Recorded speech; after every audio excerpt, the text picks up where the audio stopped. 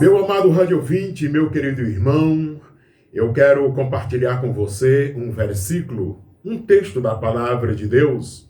Irmão Jailson, pregando a palavra de Deus ontem à noite, aqui no templo da Primeira Igreja Batista em Oeiras, ele leu esse versículo. Mateus capítulo 5, versículo 13. Vós sois o sal da terra, mas se o sal perder o seu sabor, com que há de salgar? Então, uma pergunta retórica de Cristo Jesus, o Senhor, para os seus próprios discípulos, dizendo que os discípulos eram, sim, ou são o sal da terra. O sal que dá sabor, meu amado rádio ouvinte. Nossa postura nas nossas conversas diárias. Jesus, ele usa a simbologia do sal, porque o sal, ele dá sabor aos alimentos, ele faz com que sintamos, no nosso paladar um sabor diferenciado. Quer ver um negócio ruim? Coma um arroz sem feijão. Um arroz sem feijão. Como um arroz sem sal. O arroz sem feijão pode ser comido. Coma um arroz sem sal. Coma um feijão sem sal. Uma carne sem sal. O sal, ele vai dar um sabor ao alimento. E é bem verdade que por conta de saúde, por conta de algumas recomendações, o sal tem que ser diminuído, em alguns casos até eliminado, tirado, e a pessoa come e sobrevive. Mas não é bem tragável, não é bem legal, Perde o sabor, não tem sabor. Então, Jesus, ele usa a simbologia aqui do sal para dar uma lição muito profunda, muito séria e muito direta na nossa influência. Escute, nós influenciamos as pessoas e somos influenciados. Alguém disse, olha, uma palavra pronunciada, uma flecha atirada, uma água derramada no chão, na terra, ela nunca mais volta. E é verdade. Uma palavra pronunciada, olha, por mais que você tente corrigir uma palavra que feriu alguém, uma palavra que maltratou alguém, por mais que você tente corrigir, aquilo que você disse está dito. Nunca mais volta atrás. Você pode se arrepender, você pode chorar, você pode pedir perdão, você pode dizer, eu errei, eu magoei, eu não fui feliz nas minhas colocações, eu reconheço que eu não deveria ter dito o que eu disse, mas você já disse. Essa é a realidade. Você já disse. Então a nossa palavra, ou as nossas palavras nas nossas conversas, nas nossas conversações diárias, tem que ser temperada, gente.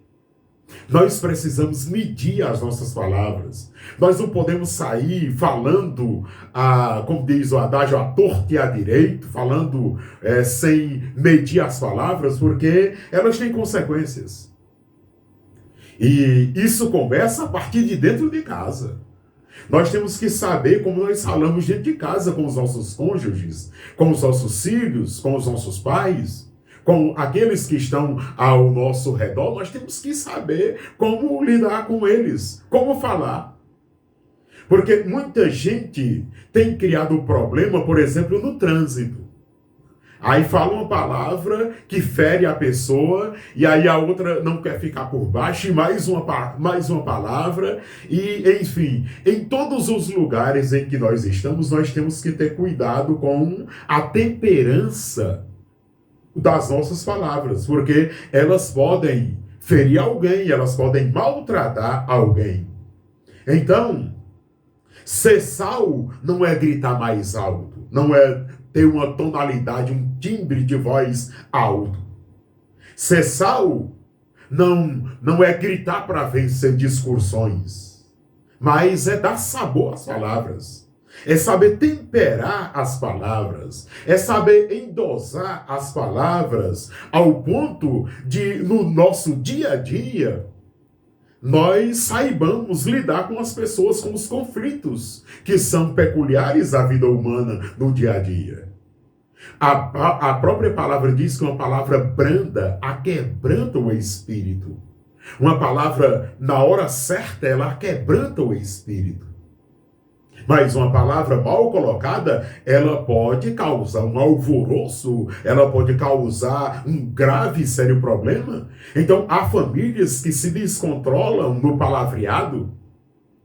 Há filhos que destratam os pais nas palavras, há pais que destratam os filhos nas palavras. Há empregados que destratam empregadores com as suas palavras, bem como há empregadores, né? Há patrões, há chefes que destratam os seus subordinados com palavras. Há líderes religiosos que destratam aqueles que congregam nas suas igrejas com palavras, e há congregados que destratam seus líderes com palavras. Estamos sempre agredindo e sendo agredidos verbalmente, e isto é muito ruim, porque isto rompe relacionamentos. Então, nós precisamos ter cuidado com as nossas palavras, porque quando nós as pronunciamos, elas nunca mais voltam atrás.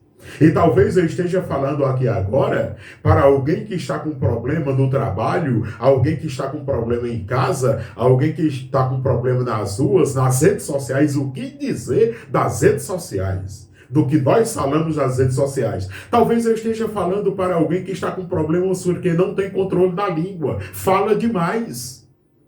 Não refreia a língua.